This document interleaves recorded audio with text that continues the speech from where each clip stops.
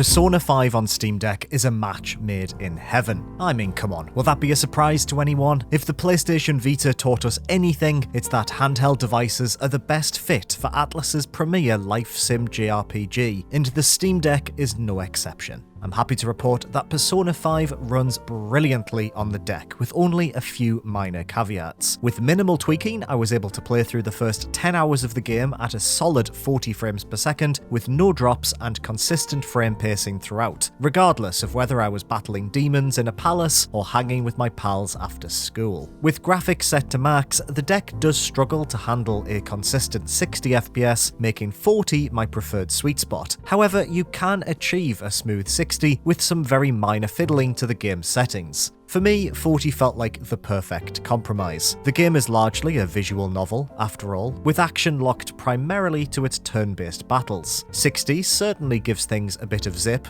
Combat animations look especially lovely. However, considering the game originally ran at 30 frames on PlayStation 4, I'd argue the benefits of playing the game handheld outweighs the slightly reduced frame rate. At 40 frames, the deck's battery will also last for around 4 hours, which is a huge benefit.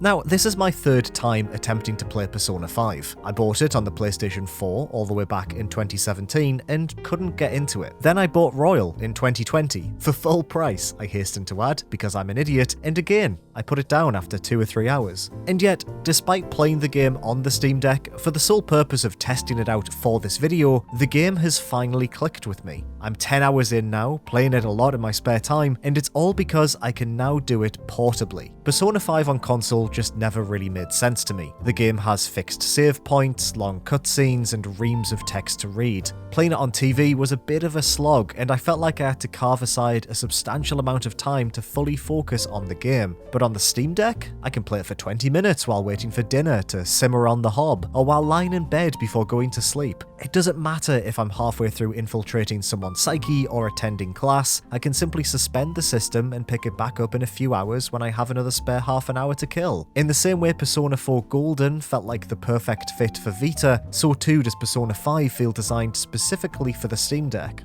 Now, there are a few minor issues, but honestly, nothing too major. The game displays in 16:9 regardless of whether you set the resolution to the deck's native 1280x800. I'd recommend you knock it down to 1280x720 as soon as you open up the app, as the game renders a little warped until you do so. The black bars that appear at the top and bottom of the screen aren't ideal, but they didn't get in the way of things in my experience. Persona 5's visuals are slightly rough around the edges too, compared to on console, but again, it's nothing too noticeable. You can knock the rendering scale up a touch to smoothen things out, but at the end of the day, this was a PS3 game originally. There's only so much you can do. Thanks to its colourful presentation, however, the game looks brilliant on the deck screen, regardless of what settings you settle on. So, if you've never played Persona 5 before, or are looking to play the game again to enjoy the additional content included in this expanded Royal release, the deck is the perfect place to do so. Anyway, enough babbling. Here's some gameplay footage without my Georgie tones laid all over it, so you can get an idea of how it runs for yourself.